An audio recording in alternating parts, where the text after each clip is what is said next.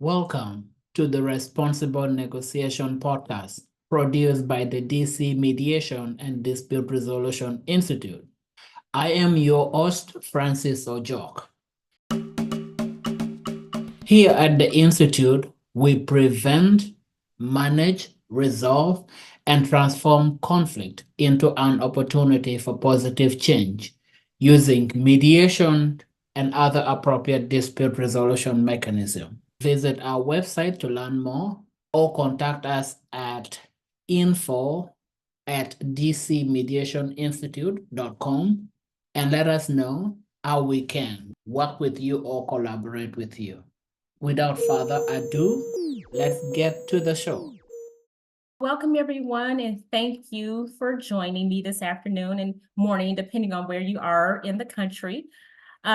Whatever time zone you're attending from, I want to thank Francis again for allowing me to host this month's webinar. I am Hershania Brown, and I hope to share some very insightful and thought-provoking information about the essential work of an ombuds and our role in fostering a safe workplace. If you follow me on LinkedIn, then you know that I occasionally post about workplace bullying and retaliation and its effects on mental health and wellness, and often tie them back to dispute resolution tips. I've also shared a bit about my own journey throughout my career and found there are countless others who have similar experiences. Instead of staying bitter and angry, which is one of the natural emotions that you feel when you're going through a lot in corporate America or even personally, when you're going through a lot of adversity, instead of staying bitter and angry, I researched holistic practices for healing from trauma and how to bring awareness to this epidemic in the workplace and bridging the gap between the employee and employer. For my path, dispute resolution was the perfect answer, and I discovered the profession of an ombuds. But before we get into what an ombuds does, I want to share a bit more about why this field of alternative dispute resolution resonated with me. I experienced workplace bullying, harassment, and retaliation from now 4 separate employers, 3 of which contributed to compromising my mental health, including anxiety, depression, and PTSD. And I know that if you've been in tune with trending news and what's going on in the world, a lot of information is coming to the forefront with a lot of people experiencing these issues in the workplace and not getting the support that they need from their employer. So hopefully this is a conversation, and there are many conversations with other dispute resolution professionals that will be sort of a game changer in the corporate world and in any other industry that's having this type of trend. From these traumatic circumstances, I also experienced hair loss, brain fog, insomnia, weight gain, and a host of other health issues. And as you can guess, it also contributed to my spiritual life being compromised, my social life diminishing, and my finances dwindling. In all 4 experiences, my managers were the culprit, which means they had too much control and authority over my employment. What was difficult to come to grips with is that in 3 of the 4 cases, my managers were promoted. In the other case, the manager remained in office.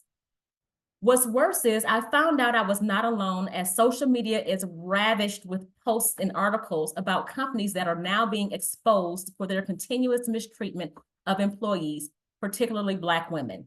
It took a while before I figured out how to transform my pain points into stepping stones. Instead of staying bitter and angry, as I said before, I researched how to bring awareness to this problem in the workplace. What I found was a dispute resolution program offered at Pepperdine University that incorporated an ombuds course. There were mediation courses, ombuds course, and an arbitration course. All 3 of those courses resonated with me very well, and I was instantly connected to the program.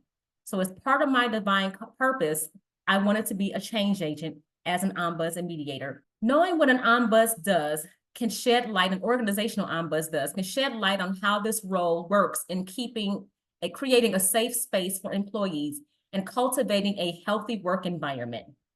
An organizational ombuds is a neutral who works within these 4 principles: confidentiality, meaning the meeting with the visitor or person who is a constituent of the organization who meets with the ombuds, such as an employee, faculty member, student, parent, board member, etc., and their conversations are maintained within the strictest of confidence, including but not limited to not maintaining records unless there is express consent from the visitor to share information or if there is a risk of imminent harm or threat to others or themselves.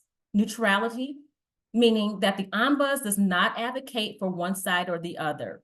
The Ombuds is there to actively listen to the visitor and be a thought partner for options towards resolution. The Ombuds also does not practice providing advice or acting as a therapist, although there is certainly some overlap in that function. Informality, which means the visit is voluntary. So it is incumbent on the visitor to seek the office for support if they have an issue or concern. In addition, the organizational ombuds does not investigate circumstances surrounding the conflict, and nothing is added to the visitor's file when they speak to the ombuds independently. Independence, meaning the ombuds is hired by the organization, but set apart from it. Meaning, if a visitor speaks with an ombuds and decides to explore a formal route, that conversation with the formal resource does not involve the ombuds, nor will the ombuds provide any information of the conversation that was had with the visitor, unless the visitor gives express consent.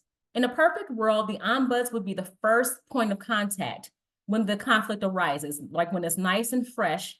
And that gives the ombuds enough time to be a thought partner with the visitor to figure out what are some resources or some avenues that we can explore now before the conflict gets worse. And then the visitor is now inviting a formal resource. By that point, there's only so much that an ombuds can do once a formal resource is part of the solution that the visitor has, of course, explored. An organizational ombuds is not an office of notice, thus does not investigate, as mentioned earlier. With the informality principle, although some other types of ombuds, such as a classical or advocate ombuds, are responsible for advocating disputes. Ombuds interpret policies for visitors and influence policy changes, but they do not create policies, make executive decisions on behalf of the organization, or have voting power. And Ombuds uses a lot of coaching methods to promote self-advocacy for their visitor. They create training for departments. Well, they help to create training for departments, especially if they observe a trend that would interfere with the flow of interpersonal dynamics. They collaborate with other employee channels, and they suggest improvements for policies, as mentioned earlier, thus influencing change in the organization. The doors are open to anyone in the organization who is seeking the Ombuds services, regardless of their position in the organization. The Ombuds can speak to the other person in which the visitor is having conflict with the visitor's permission. And if the other person would like to discuss in an effort to develop methods for resolution for the conflict. Ombuds mediate informally. A lot of ombuds don't like to use the term mediation, but it's more of an informal process, and most ombuds like to say facilitate. So they facilitate most conflict between the person that came into as a visitor and the other person that they are having a conflict with. And if those people agree, then they can get to the root of their problem and identify steps for moving forward.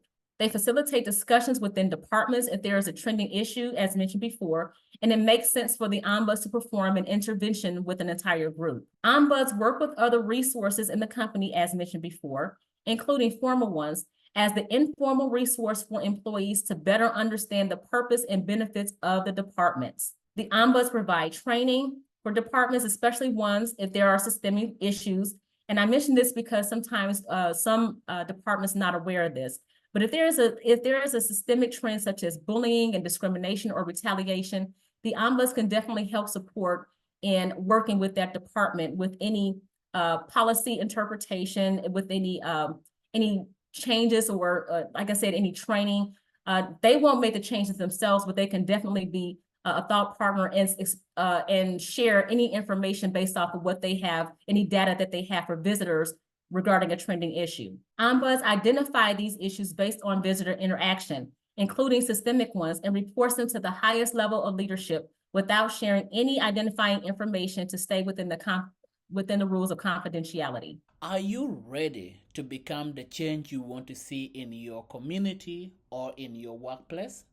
If so, check out our tailored workshops and mediation skills, training, and certifications designed to equip you with the practical skills to become an effective conflict resolver and a certified mediation practitioner.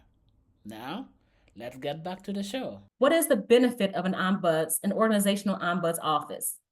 Studies show that about 70% of employees lack trust in formal resources such as HR and other channels that investigates because they advocate for the employer. Also, employees feel that HR tends to apply issues to their performance issues instead of unpacking interpersonal dynamics with the person in their department or another department that they may be having issues with. The visitor would be more willing to discuss concerns with an ombuds because it's confidential and it's informal. Hiring from outside the organization or even contracting an outsourced ombuds means that the ombuds is likely unaware of the culture and has no connection to anyone in the organization. So a visitor is unlikely to perceive bias. It would also give the ombuds a fresh place to start when benchmarking improvements for suggestions. Ombuds do coaching for self-advocacy, as mentioned before, to understand options for resolving the issues, because the main focus for self-advocacy is to give empowerment to the visitor to be able to resolve their own conflict. Because at the end of the day, once that person leaves our office and they go back into the relationship or the environment with the person they are having conflict with, they are basically having to navigate that issue from that point forward. So they're in the weeds. They are directly engaged with that person, and they need to have the confidence and the empowerment to be able to help resolve their issues with a variety of different options. And it's up to the visitor to decide which option they would choose that they think is the best for them. But ombuds can certainly help facilitate if that person, that visitor, is uncomfortable with having a conversation with the other person.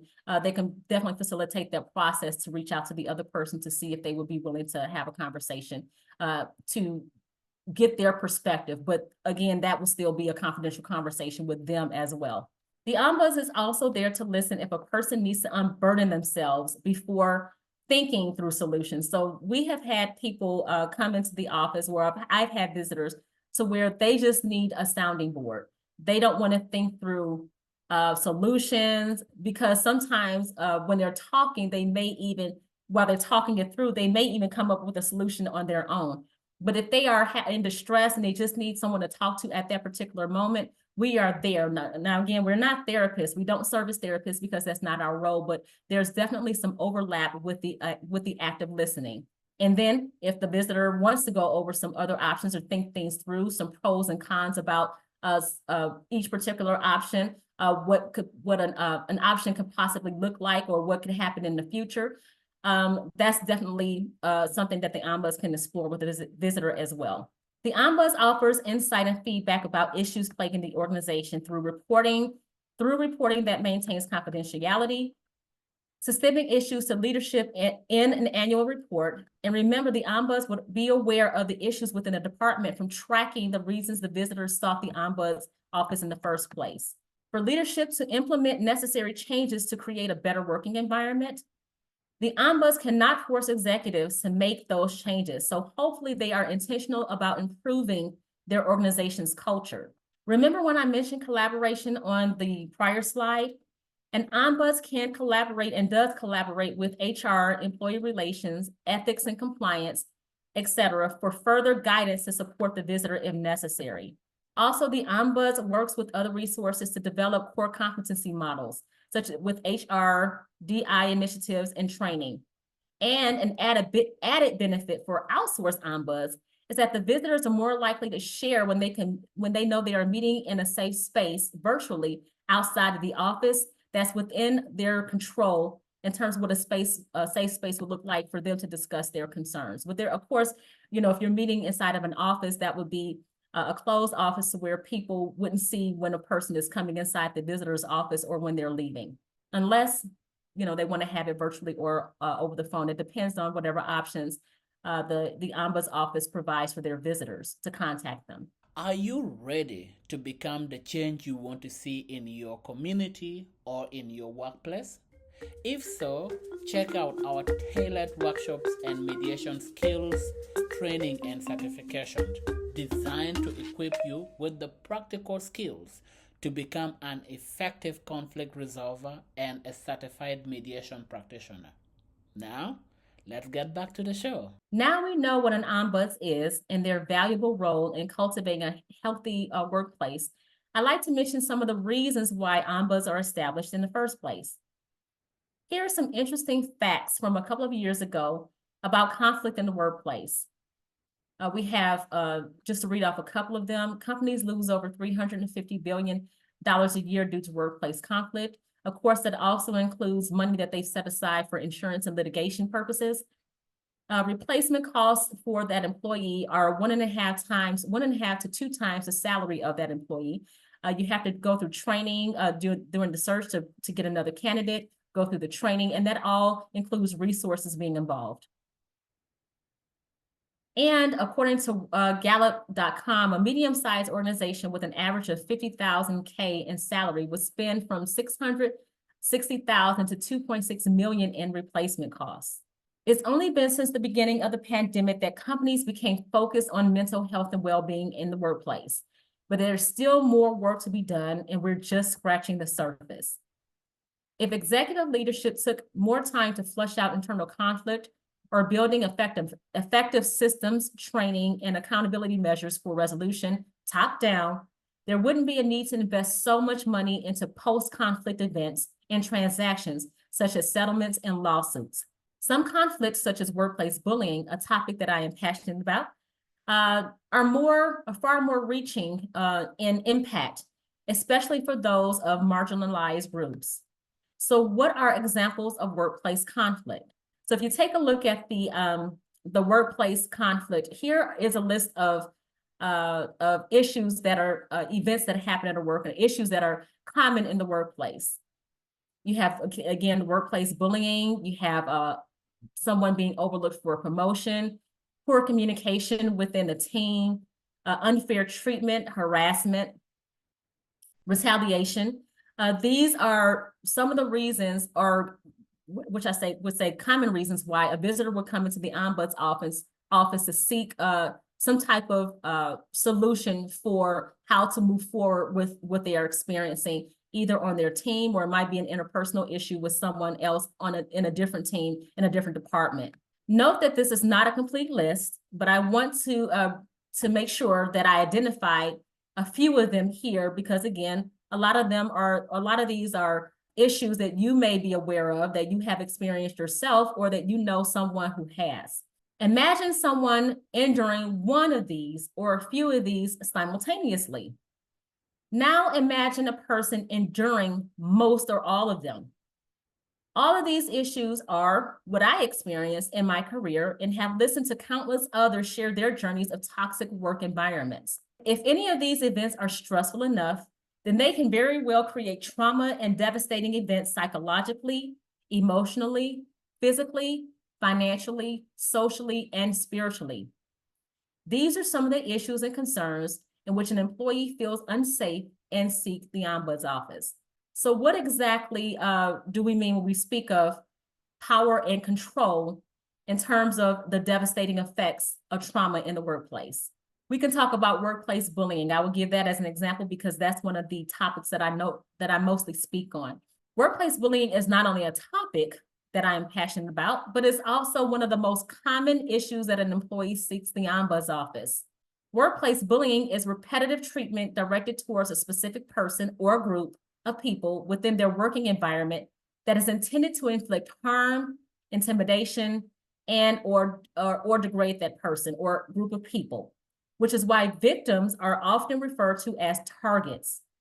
It can happen between any type of dynamic in the workplace, such as between colleagues, across departments, and supervisor and direct report relationships.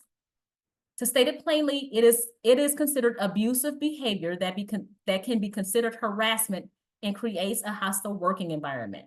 Pictured on the side is the Duluth model of workplace bullying wheel, which strongly resembles the domestic abuse power and control wheel. Bullying itself, although poor behavior, is not illegal in the United States. There is work being done across several groups to push legislation for changes in the workplace. However, when it violates a protected law, such as discrimination, it becomes illegal and placed in the category of that protected law. An example would be an employee or student who suspects they are a bully because of their race, culture, religion, identity, or disability, or by a colleague or by a professor. They may speak with the ombuds initially if there is an office established within the university or that corporate environment, whatever type of organization it is. But eventually, they would speak to a formal, if it continues, they would speak to a formal channel who starts an investigation process. The person may even reach out to the ombuds during that process. As a result, that colleague, teacher, employer may retaliate. It becomes a matter of proving the discrimination, which is more difficult, especially when the bullying treatment is covert. And again, that process can be talked through with an ombuds. So since bullying is one of the common reasons why bullying and retaliation are the common reasons why people seek the ombuds, why they're having issues and concerns in the workplace. I'm going to stick with bullying because that is one of the areas that that I speak on and I work in and I have the most expertise in, so we will stick with that example. Here are some examples of workplace bullying. Some, again, you may have witnessed or experienced yourself. Insults or condescending tones, intentionally making a person feel uncomfortable in their personal space, banging on a desk or slamming things on someone's workstation. One or two of these examples may make the situation uncomfortable and even suspect. But adding several of these types of behavior in repetition towards a specific person or group makes it easier to identify and creates, again, an unsafe working environment. The physical section may seem exaggerated, but these examples actually happen in the workplace. I can confirm that I have witnessed or experienced all of these myself.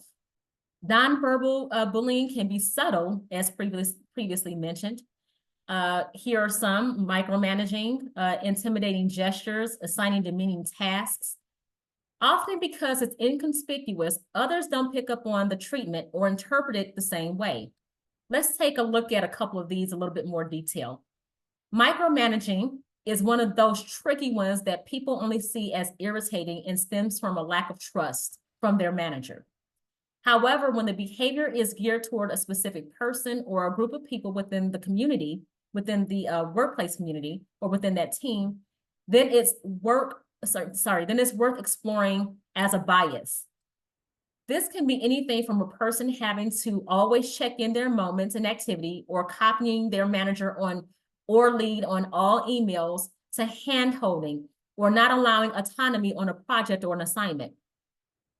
It is demeaning, incredibly stressful, and creates anxiety, which again creates an unhealthy, toxic work environment. Retaliation is almost certain if the person reports the behavior, especially if the behavior is coming from the manager.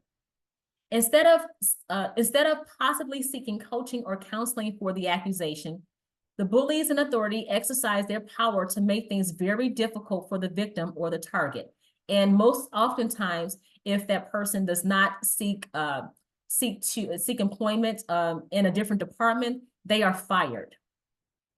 Unless it is blatant with substantial proof and or a witness, such as a bystander coming forward, the person with the bullying behavior is rarely held accountable.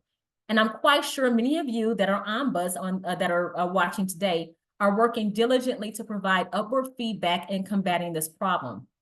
Let's look a little bit deeper now into the psychological and emotional aspects.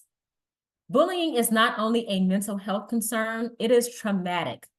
And it is an epidemic in the workplace. In other words, it compromises safety. I know I've mentioned that several times, but you're probably going to hear that a couple of more times throughout this presentation, because it is definitely worth looking at it from the light of abuse, because that's exactly what it is.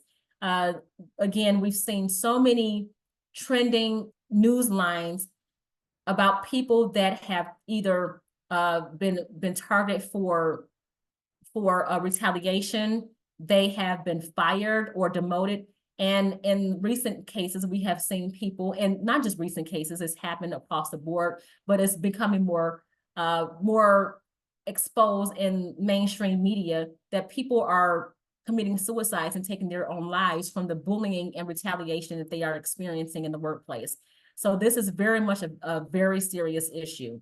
How it affects the mind. It increases the level of stress hormones to the brain, the HPA axis, hypothalamus, pituitary, and adrenal glands, creating cognitive dysfunction, such as issues concentrating and memory loss. It contributes to anxiety, which is worrying, racing thoughts, heart palpitation, insomnia. And we all know how important sleep is for regenerating cells. It contributes to depression, loss of interest, lack of motivation, lethargy, hopelessness, sadness, thoughts of suicide. It also contributes to PTSD, which is fear, hostility, constantly agitated, and a sense of distrust from a prior rooted experience. It contributes to burnout, which can take up to 3 years to completely recover from.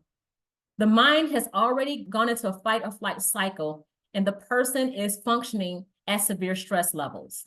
Emotionally, as we know, the signals of the brain are not functioning properly once bullied, which throws off the regulation of other hormones as mentioned above. These hormones regulate mood, feeling equipped, and how a person processes circumstances, or I should say processes current circumstances, such as a pattern of thinking of impending doom, which makes it difficult to see light at the end of the tunnel, especially when the events are repeating. It's hard to get out of bed and exert energy into those spaces. From there, productivity can be impacted and it becomes a vicious cycle until it becomes a vicious cycle until one is no longer in harm's way. When a person's body is not operating in its original functioning, things get thrown off balance because everything is connected. Certain hormones, as mentioned before, regulate signals in glands, causing storage of trauma in other areas of the body, such as the gut and liver, making it harder to filter and flush out toxins. This contributes to heart attacks, hair loss, weight gains, weakened joints, and eczema flares, among other issues. Trauma causes inflammation from stress, which can lead to headaches, stress on the heart, digestive issues, hives, and rashes, as well as hair loss. It's the body's reaction to something disruptive. A compromised immune system can cause other health issues or problems fighting off illnesses. And workplace bullying causes chronic pain in joints, muscles, and tissue because stress and trauma, again, are stored in the body. Socially, if a person is depressed and having physical issues, the natural result is isolation from family, friends, and groups. They're no longer themselves, therefore their self-esteem is compromised. Talking about it may be uncomfortable because of the judgment that may surface. They may even ask themselves why they keep allowing this to happen or what they did to deserve it. Spiritually, research has shown that there are connections of trauma to the soul. Since trauma is part of one's unconscious mind, then it can also be stored in the soul, along with original emotions from that event, which is how a person gets triggered. In addition, if a person does not find healing and relief, the emotions, fears, and bias can be passed down from one generation to the next. Here are some obvious ways that an organizational ombuds can help an organization save time as related to these events. When employees are empowered to resolve their conflict, thus finding a resolution, they are more productive and efficient in their role because they feel valued, heard, and respected. By principle, an increase in productivity and efficiency means an increase in revenue for the company. It also translates into less absenteeism, health insurance claims, and short-term disability cases, as well as a reduction in claims filed with the EEOC and/or civil court for employees who are able to resolve issues of instances that have eventually violated a protective law. Finally, let's look at 2 different scenarios of reasons why an ombuds would visit an office. I'm going to go through these a little bit quickly. So here's a scenario. Joe schedules a confidential appointment to meet with the ombuds after months of his manager, Jane, dismissing his comments and feedback in team meetings and denying 2 consecutive PTO requests. And here is a list of things that are mentioned in the Ombuds meeting. While speaking with Joe, the Ombuds would ask him more questions to understand why he believes Jane is treating him unfairly. Joe would likely mention of his prior management experience and medical emergency that he had several years ago before starting with the company in a position that he is overqualified for. The Ombuds would use active listening and compassionate communication to have the discussion. What are some options to consider? What matters most to Joe? Joe states he is being disrespected and humiliated. What is Joe's main goal? Joe states that his ultimate goal is to get back on his career track in leadership, and Jane is making it difficult for him to accomplish that. What are some steps that Joe has already considered? Joe hasn't taken any additional steps because he mentioned his leadership qualities in the interview. So Jane and the other higher-ups should already know to consider him for management opportunities. Now, this is what Joe is thinking. There's a lot here for the Ombuds to unpack, but knowing this information can help identify options towards resolving the conflict with Jane and any interpersonal conflict that the Ombuds identifies, such as possibly considering a lateral move, building his relationships with colleagues in other departments, taking advantage of any professional development opportunities to help him move up the corporate ladder, documenting his contributions to the department, possibly finding a mentor, and even seeking additional mental health and marriage counseling support through the company's EAP or his insurance, since as we see here, this has had a profound effect on his marriage to his wife. So the Ombuds is exploring the entire circumstance from a holistic perspective, because there could be some things from his marriage or some things externally that he's bringing into the workplace that can be contributing to his stress. The Ombuds would also explore what Joe having a conversation with Jane would look like to get a better understanding of why his PTO requests were denied and understanding policies for taking time off. The Ombuds would also encourage Joe to schedule a follow-up appointment if he needs further exploration of options. And again, that would be up to Joe to decide whether or not he would seek the Ombuds after that particular meeting. So here's part 2 of this scenario. Avery was recently promoted to director less than 4 months ago and is having a hard time managing their relationship with Jane. Yes, that Jane from the prior slide, who was a friend of theirs before they were promoted, and now Jane has become distant. So here's a list of things that are mentioned once Avery visits the Ombuds office. While speaking with Avery, the Ombuds would ask them more questions to understand their relationship with Jane before and after the promotion and how they are settling into their new role. Some of the same underlying questions would be asked, like the ones asked with Joe, to have a better understanding of Avery's interests and why they believe Joe is a strong candidate for the role. Ultimately, there will be brainstorming to explore if Avery's relationship with Jane is important enough for them to not compromise their new role and the decision Avery will make in the best interest of the department and the company, in addition to the responsibilities and demands of an executive position and how they envision themselves being successful in their new role. Obviously, the Ombuds will not share any information about Joe having been a visitor in the office. By the way, Joe makes that follow-up appointment with the Ombuds to share that Jane is becoming less and less tolerable, and he applied for a position in another department. Again, obviously, the Ombuds cannot share any information with Joe that Avery provided or that Avery provided in a prior visit with Avery as a visitor. Joe wants to know what he can do to prepare himself for his interview, which is why he is excited and nervous at the same time. The Ombuds would probably treat this as a different case if the bulk of this other decision was to prepare for the interview, if the bulk of the discussion was to prepare for the interview.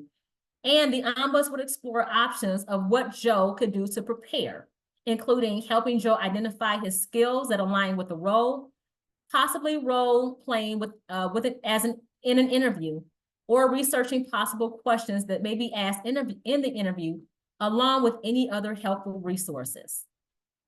So those two were not complex situations, but they are very much realistic, because you can have someone that comes into the office that may be having a concern or an issue with another person that came into your office as a visitor. And neither one of them, of course, would know that they sought the ombuds unless they mentioned it, but the ombuds would not share that information. You, of course, would have some confidential information and know the perspective that the other person is coming from, but you would treat every visitor the same in confidentiality and respect.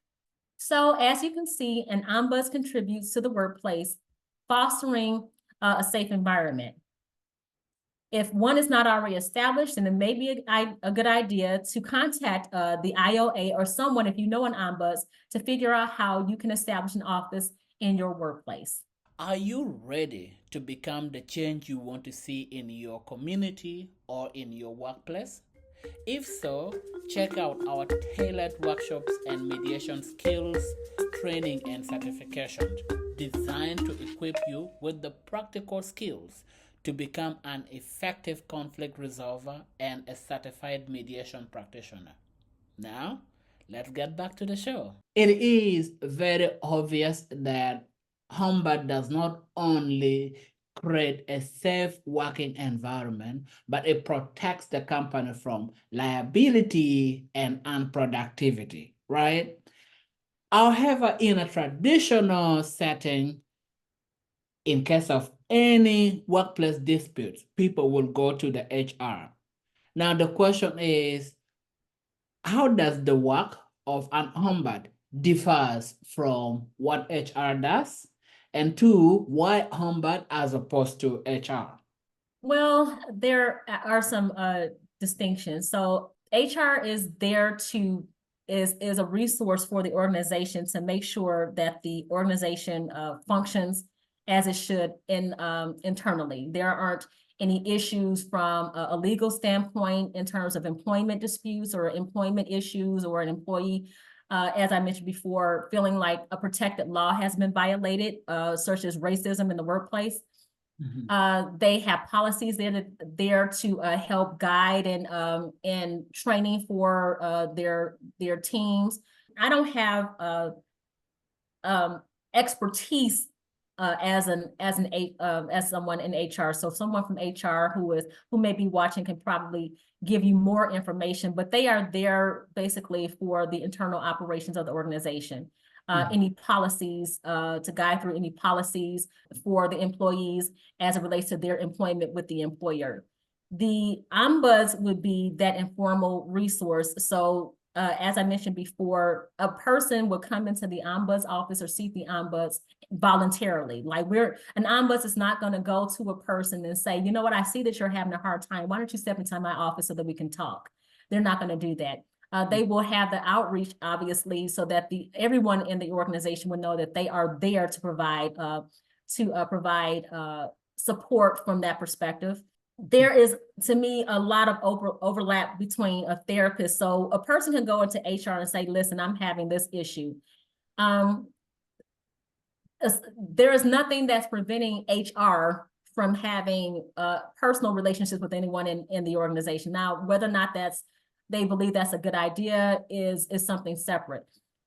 For an ombuds normally don't do that. They will have a relationship with each other within the office, because within your ombuds office, you're holding very highly confidential information.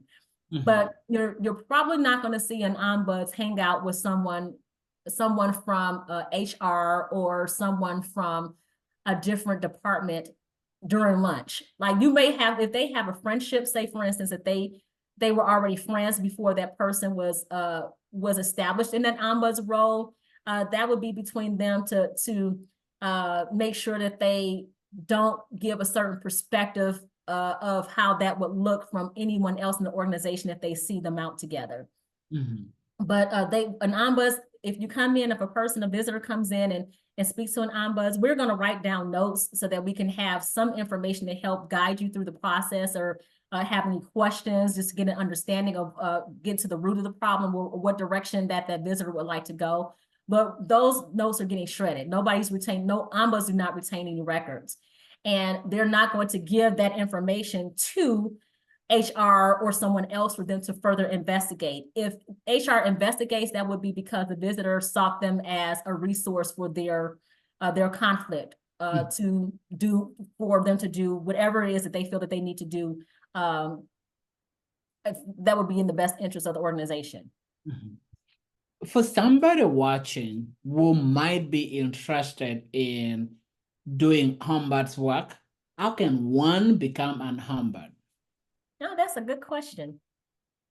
The first thing that I would do is go onto the International Ombuds Association's website. And if you heard me mention everybody who's in the ombuds world, we call that association the IOA. If you go on their website, they have a lot of information and resources on what you can do to become an ombuds. There are some there's definitely a lot of training. If you become a membership, a member, you have access to the resources, a lot of like a wealth of resources as a member. I would also look into like colleges or universities that have some type of dispute resolution program like I did that has a course, an ombuds course. Also, I would connect with people on LinkedIn who are ombuds, do a search for ombuds and just kind of connect with them to maybe pick their brain on how they became an ombuds, because they're different types of ombuds from different sectors. So you may have some that do some things a little bit different. You would probably get some information from people in different sectors to determine which one you would like to be, and they can help guide you through that process or share some other resources for you to contact, and maybe some skills and training. Like I said, through the IOA would be a plus. Thank you so very much. You have stated that the conversation between an ombuds and a client is confidential. Now, what are the circumstances under which that confidentiality can be foregone with? So when a visitor comes into the office, if the ombuds can, well, one, if the ombuds gets direct consent from the visitor that they can share information. And sometimes the visitor can say, yeah, I need support with you contacting this office, share only this information. Or they may even say, no, I don't want you to share anything. So that would be one way that that particular bit of confidentiality, or if they are okay with sharing an entire conversation, would be broken. If the ombuds can detect imminent risk of harm or threat to themselves or others. So if someone is in distress and they come in and they have been dealing with depression and they are having suicidal ideations, or you can kind of tell if you're asking certain questions just by their demeanor, their body language. And if they go into more detail about what they are experiencing, any emotional hurt or pain, then you're going to start asking some questions. If they're saying, yes, I have had suicidal thoughts, or, this person I'm experiencing bullying, I have had thoughts of doing harm towards them, then you got to break confidentiality at that point. And they are with you through that process. It was not like, when they leave, you're calling people. While they are sitting there, you are going through that process to contact the appropriate channels for that. Wow, this is truly amazing. My takeaway from your presentation is, for an employee who want a listening ear, you can go to an ombuds who will give you the listening ear. If you're not sure which direction to take, you can go to an ombuds, and an ombuds will direct you to, where you can go to, for example, file complaint if you have a complaint. If a company is unsure of whether the policy is working, they can benefit from an ombuds services in, looking at the policies and coming up with a more inclusive and robust policies. Yes. And I want to mention too that if you have human resources or employee relations, and again, they complement each other. They complement the ombuds office. They have different functions. If a visitor goes and talks to one of those resources and decides to move forward with like a complaint, they can still see the ombuds. It's just that the options are kind of limited at that point, because you have to allow that formal resource to do whatever their role is in that process. So it might be to where you're just discussing, how you feel about it, once you went and saw HR or the complaint process. You're kind of limited. It's not to say that you don't have options, but you would definitely have more options if you're exploring how do we resolve this conflict at the beginning while it's ripe, and not instead of it getting going through a darker path of anger and retaliation or something else that's compromising your mental wellness. Awesome. Amazing.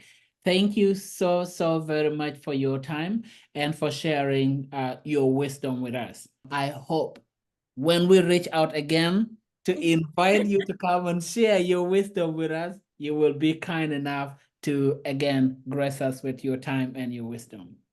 Thank you. I definitely will. And thank you for having me. I appreciate you. Absolutely. All right. Well, thank you so very much. Please have a good rest of your day. Thank you. You do the same. Take care. All right. Bye. Thank you for listening. We hope you enjoyed today's episode. You can support us by leaving a 5-star review.